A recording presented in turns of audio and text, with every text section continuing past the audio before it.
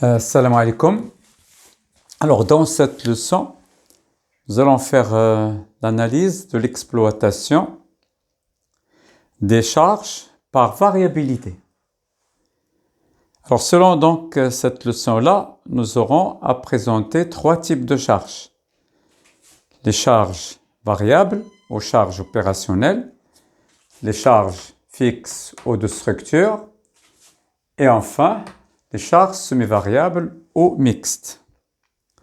Alors, qu'est-ce que les charges variables aux charges opérationnelles? Alors, ce sont des charges qui varient en fonction de l'activité de l'entreprise. C'est-à-dire, si l'activité de l'entreprise augmente, elle augmente à leur tour. Et si au contraire l'activité diminue, eh bien, elle diminue par conséquent. C'est pour cela on les appelle des charges variables.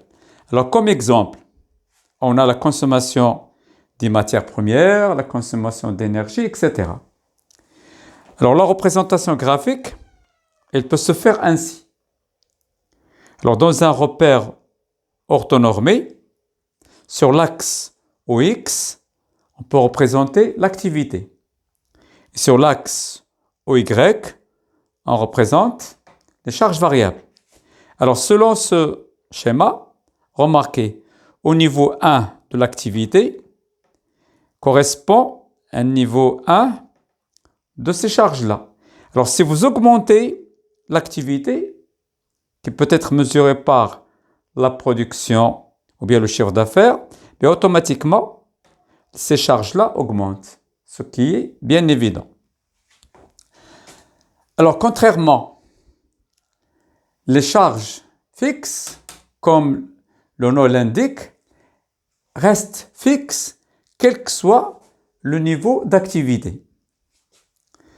Alors c'est pour cela qu'on les présente comme des charges qui ne varient pas avec l'activité de l'entreprise. Alors vous avez comme exemple les loyers, les charges locatives, ou bien les salaires du personnel administratif. Alors ces charges-là, elles ne varient pas avec l'activité.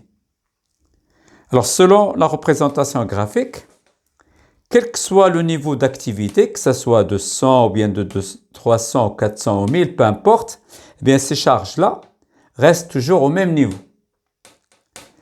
Alors pour le troisième type de charge, qu'on appelle les charges semi-variables ou mixtes, eh bien ces charges-là, elles comportent une partie variable qui change avec le niveau d'activité et une partie fixe.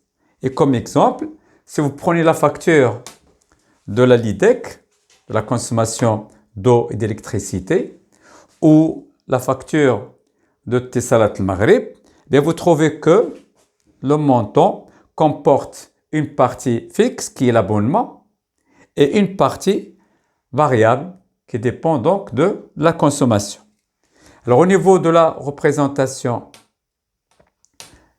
graphique, remarquez, eh bien, si l'activité est égale à 0, même à ce niveau-là, il y a une certaine charge qui est la charge fixe.